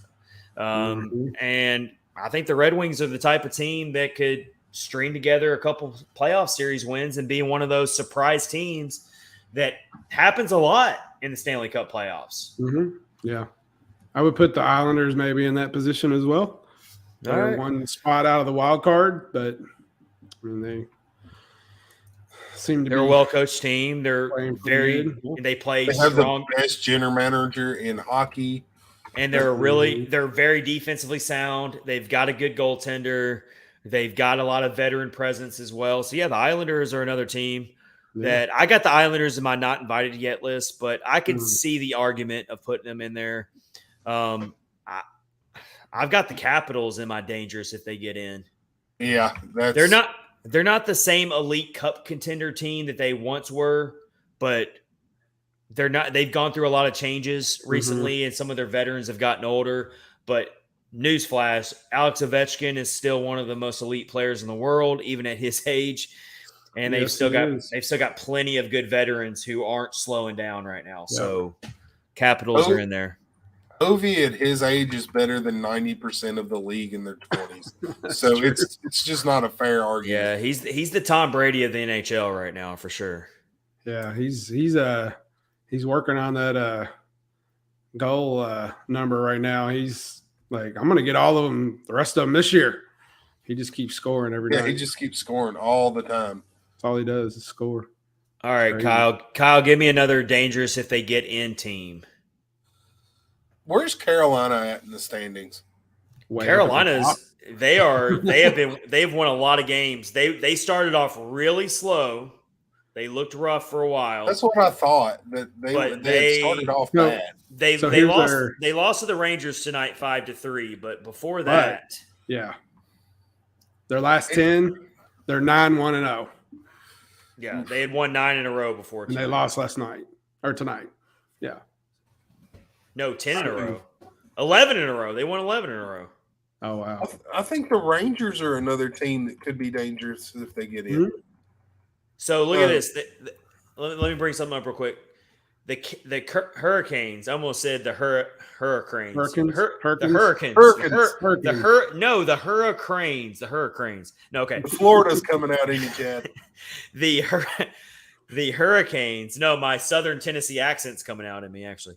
The Hurricanes have only lost 2 games since the beginning of December. There you go. That's pretty impressive. I think they're probably going to get in. They might make it. So, shameless plug here, but they are my preseason Stanley Cup prediction. So, I'm feeling pretty good about it again. Feeling pretty good about it. Yeah. I just remember them being bad. No, they were bad. They started off good. pretty bad. They were not looking good there for a while. So yeah. I've definitely got the Canes in my elite cup contenders tier. Easy. I got the Devils in the dangerous if they get in. I got the Jets in there. I got the Oil. I can't put the Oilers in the elite cup contenders category. I can't do it. Cannot do it. No, their goaltending, man, is horrible. I got the Kraken in my dangerous if they get in category. I got the Rangers in my dangerous if they get in. Here are my elite cup contenders. I've got a few teams in there. Bruins, obviously. I mean, that doesn't really take a lot of thinking there to put them in there. I got the Dallas Stars in there as elite cup contenders. I got the Tampa Bay Lightning. Sorry, Rich, in there. Really? I do. You're biased, Rich. Have you not watched it? I get to watch them locally. All right, they're on TV everywhere around here, and they're starting to really look good lately. Yeah. Right. So I got them in there, but I could see why you wouldn't want to put them in there. They're right on that fringe. I got the Hurricanes. I've got the Avalanche in my Elite Cup contenders. I think now that they have Nathan McKinnon back, they went through so many injuries. They're gonna figure it out and get better. They're gonna give the Stars a run for their money, I think. I think the Stars have enough of a cushion to where they might still win the division, but Stars, Avs in a 7-game playoff series, woo. That's got 7 games written all over it. So I got the Golden Knights in my Cup contenders list, and I got the Maple Leafs in my Cup contenders list. That's a good I think the short list. The Knights with Thompson in net have been a big surprise. Mm-hmm. He's been a very big surprise. Yeah. I'm really happy for that kid. That's same. Yeah, because it was already kind of rode off before the season that he's just going to get shelled all season. Mm-hmm. It doesn't matter. He's really come through for them so far. And a lot of people were very wary about the Golden Knights after the offseason they had, where they lost Pacioretty, or who did they lose? Was it Pacioretty they lost over the offseason? Yeah. And they had a pretty, they've been dealing with the salary cap for a while now, like maneuvering around that, and they had to lose some players, but they're hanging around. And I thought they were impressive against the Preds the other night. I thought the Preds just played a really good game as well to match them. It was one of the better games the Preds have played this year, and they barely even managed to get a point out of it, thanks to Forsberg.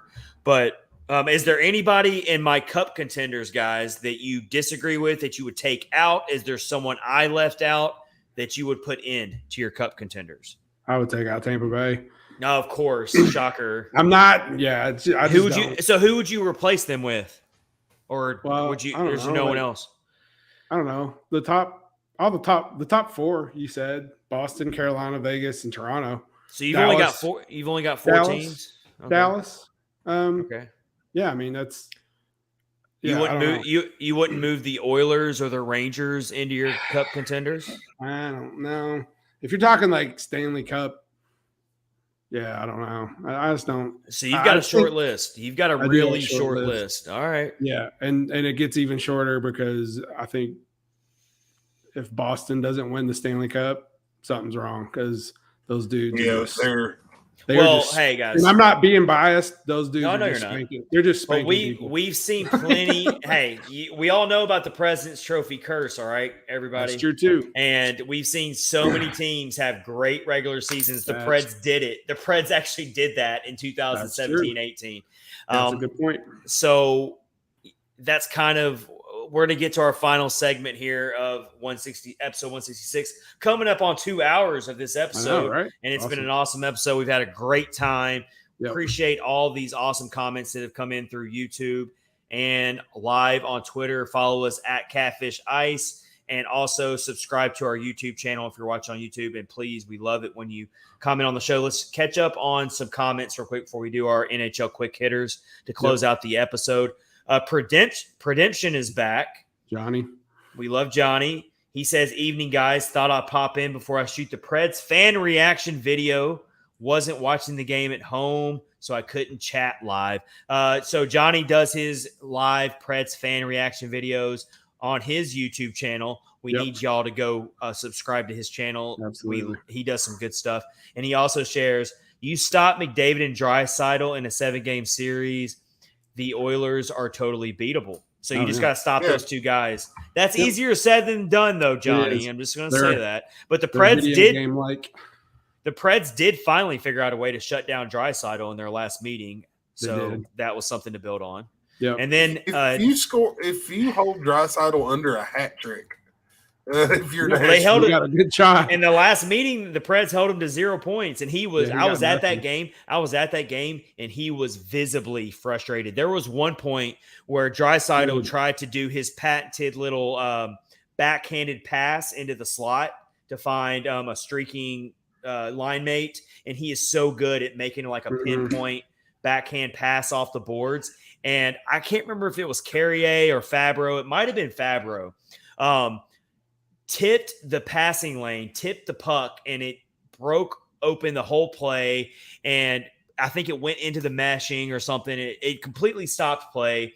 And Draisaitl just took his stick and like slammed it on the ice, yelled a couple of explicitives, and he was visibly frustrated at how the Preds defense was like suffocating him.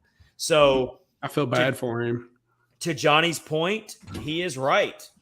If you can figure out a way to bottle up those two players, then yes, the Oilers are very beatable. Very easier said than done, though. Yep. And then, Nikki jumps in. Hey, guys, almost missed it tonight, but I'm here. What's up, Nikki? Thanks for jumping in here. Let's do our NHL quick hitters to close it out. Guys, the Seattle Kraken are going to be hosting the 2024 Winter Classic, and I'll be the first to say that I definitely want to go.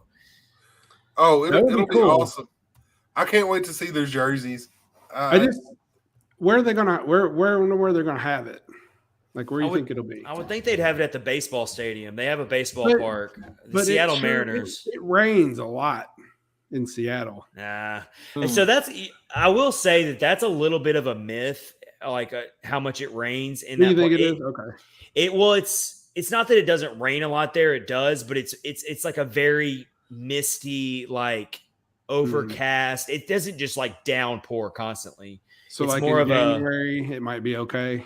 Yeah, my science nerd is kind of coming out of me a little bit here, but it is a little bit of an overblown thing where they say it rains all the time there. It's definitely cloudy a lot there. It's overcast, but it doesn't necessarily rain hard there. It's like a mist. There you go.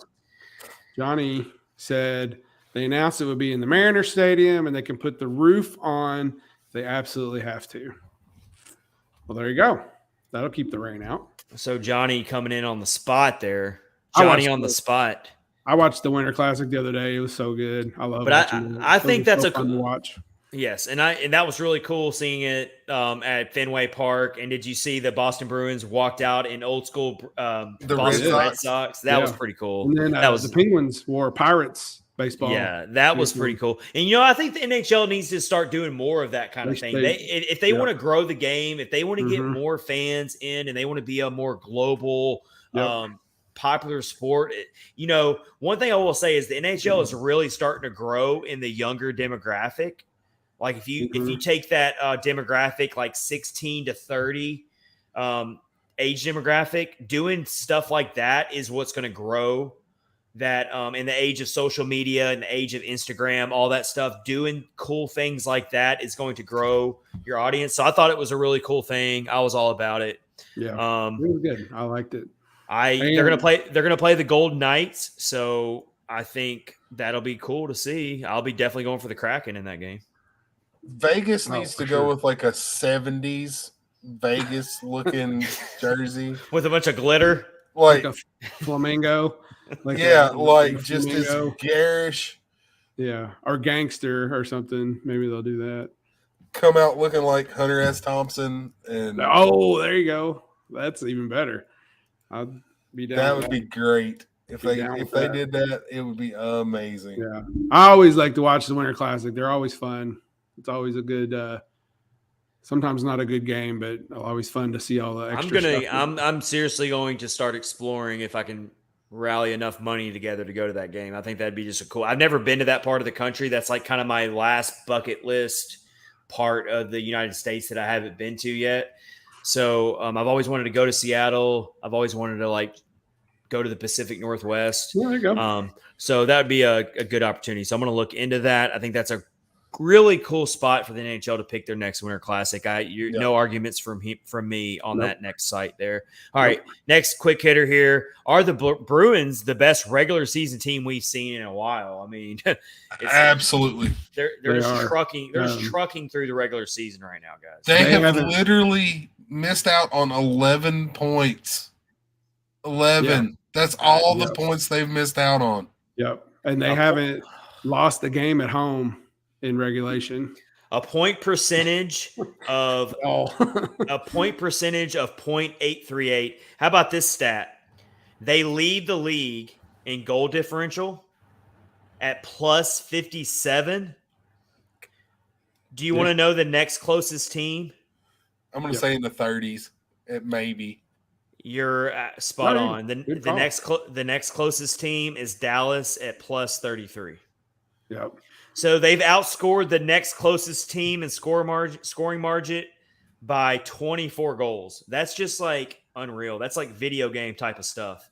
It is. I'm telling you, man, these dudes when they play, they'll be down a goal or two, and it doesn't even rattle them. It doesn't. Well, Dallas is doing the same thing lately. Yeah. You can never count Dallas out either. And speaking of which, we know Nikki is also a Dallas Stars fan. We will forgive her for that, but she just comments here, Dallas scored. Woo! There you go. We can't all be perfect. Who's Dallas? They're playing the Kings. Dallas is playing the Kings tonight. They're down 2-1. They'll probably figure out a way to win that game. Yeah, they should. They figure out ways to come back, just like the Bruins are the same way. So let's just hope they don't face that President's Trophy curse. If the Boston Bruins won the Stanley Cup this year, I wouldn't have a problem with it. Yeah. I like a lot of their players. I love Pasternak. Once that happens, you're gonna be losing some guys, and they'll go through a little bit of then not a rebuild, but to round out this episode 166 real quick. World Juniors update here. We've got Ryan Ufko, who is doing some awesome things for Team USA in the World Juniors. Joakim Kimmel is out there as well for Finland. And he is killing it. Yes. I heard. But how about Ryan Ufko for Team USA? He is the best prospect in the Pred system that nobody's heard of. Yeah. They're going to start hearing from him after these World Juniors. And then, so good stuff there. Of course, Connor Bedard's taking over the whole World Juniors. Like we said earlier, I mean, this guy is on another level. There's the but. He is like Connor McDavid is in the NHL, and he is doing all this, and his team is still losing. Yeah. Takes more than one. That's very true. Very true. Good stuff there. This has been Catfish on Ice, episode 166. We love bringing you this podcast. Almost 2 hours on the clock tonight, and we loved it. We love bringing this to you. We hope you're having a great start to 2023. Again, this has been Catfish on Ice, episode 166, brought to you by DraftKings, part of Hockey Podcast Network, with your hosts Chad Minton, Rich Howe, and Kyle Perkins. Please be kind to one another. Be safe. Be secure. Enjoy 2023. Let's go into it with a brand new perspective. Yes, sir. Just be nice to each other. Is it that hard to ask? Just be nice to each other. It's not hard. I don't think it's that hard. All right. Yeah, we will see you for the next episode. Take care, everybody. Have a good one. Bye, everybody.